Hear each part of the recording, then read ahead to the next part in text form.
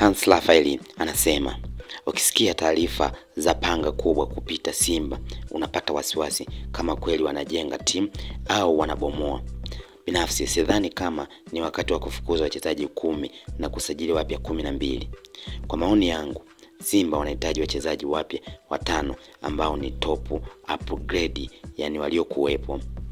Kwa kwanza, Simba wanahitaji surgery, yani upasuaji kwenye safu ya ulinzi, yani Chemaloni na Karabo, kuwafanyia ushinde mechi 2-3 ili hawatakupa ubingwa. Simba wanatakiwa kupata mabeki wawili wakati imara. Lakini pia pili, Simba wanahitaji viungo wawili, mmoja holding midfield na mwenye uwezo wa kucontrol mechi na kuamua timu icheze vipi, yani acho type.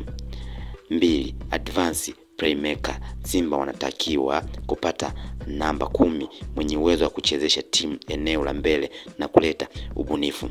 3, Simba wanahitaji namba 9 mwingine gunman mwenye uwezo wa kukupa goli zaidi ya 20 kwa msimu.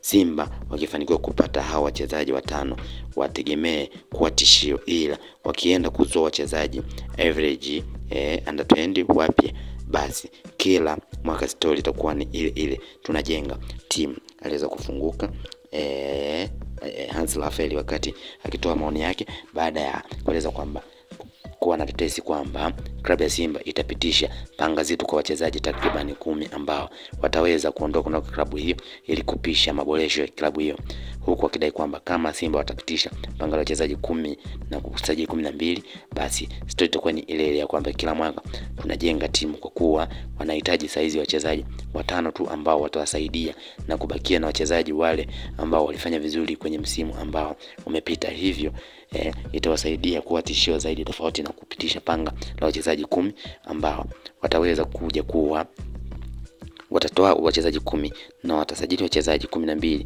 Hivyo watakuwa kila mwaka wanatengeneza timu, kwa kuwa timu haijakaa imara, basi wanakuja wapya, hivyo kuweza kuendana na mwalimu inakuwa ni ngumu. Hivi wachezaji ambao wapo inatakiwa waweze kuendana na mwalimu ili wajue mwalimu anataka nini, falsafa za mwalimu zinamtaka afanye nini kila mchezaji. Hivyo kila mchezaji akija kwa wakati wake, basi itakuwa ni muda wote ni kujifunza kwa kocha. Hivyo Simba, kwa mjibu wa maoni ya Hans Raphael, anadai kwamba Simba inahitaji wachezaji 5 tu, sio wengi kama ambavyo wao wanahitaji kupitisha hilo panga.